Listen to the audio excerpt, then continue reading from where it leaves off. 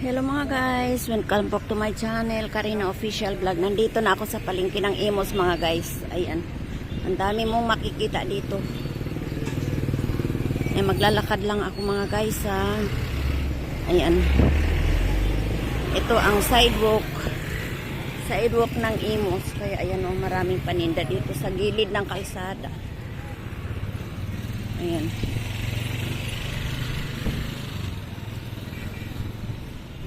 mga sari-saring paninda dito mga guys. Yung mga murang isda na nakatumpok lang. Ayan o. Tig 50 pesos. Mayroong 100. Ayan o. Ayan o. Madaming mga paninda dito sa gilid. Ayan o. Mga isda na nakatumpok. Ayan mga mangga o. Mura na yan. Ayan may topo.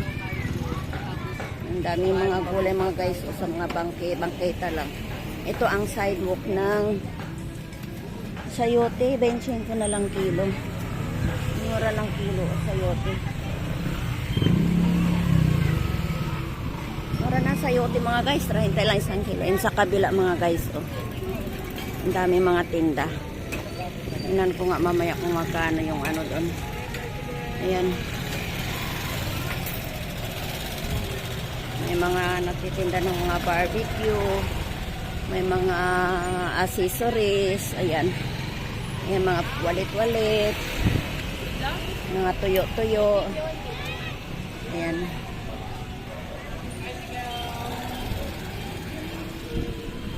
Ayan dito mga guys. Ayan, mga chinilas.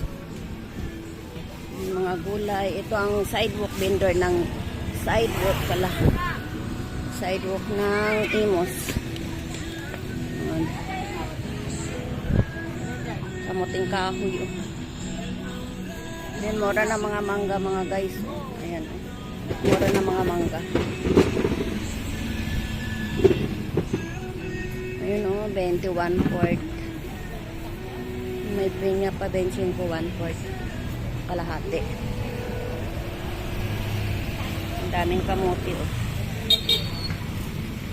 Ito ang sidewalk dito sa Imos. Mamaya papasok tayo na. 30 na lang kilo ng kamatis mga guys o. Mura na ng kamatis. 91 kilo.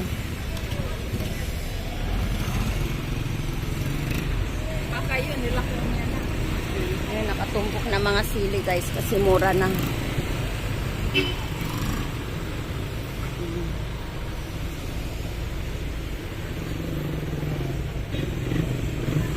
Ayan ang Imos Terminal Mall. Ayan, ang cute ng sasakyan oh.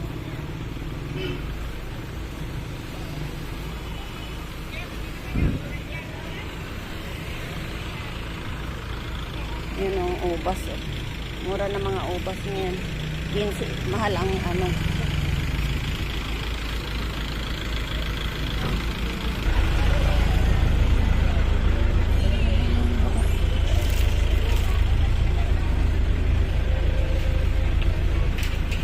Traffic.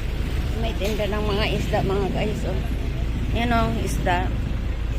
Tinda yan. Mura na ng kamatis so 20 na lang kalahati. Meron na namin. Ang dami ng mga paninda dito guys.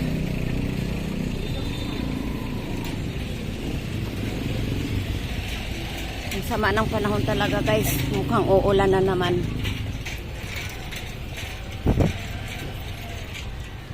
Magpapahasa pala ako ng neighbor. Dito ako mga guys kasi magpapahasa ako ng neighbor. At pizza. Papahasa muna tayo ng neighbor mga guys.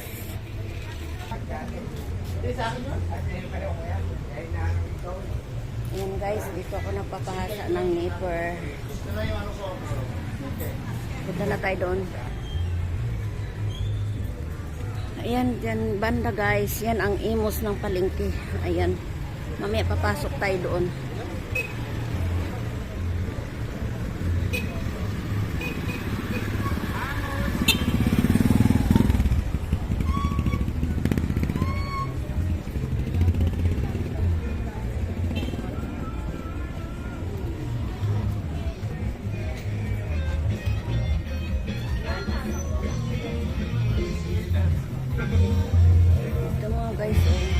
ang palengke dito.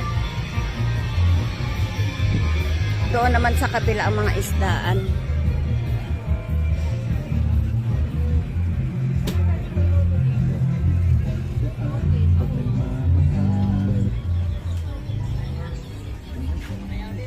Sasaktan at nahihirapan, di lang ikaw may nararamdaman. Umasa ka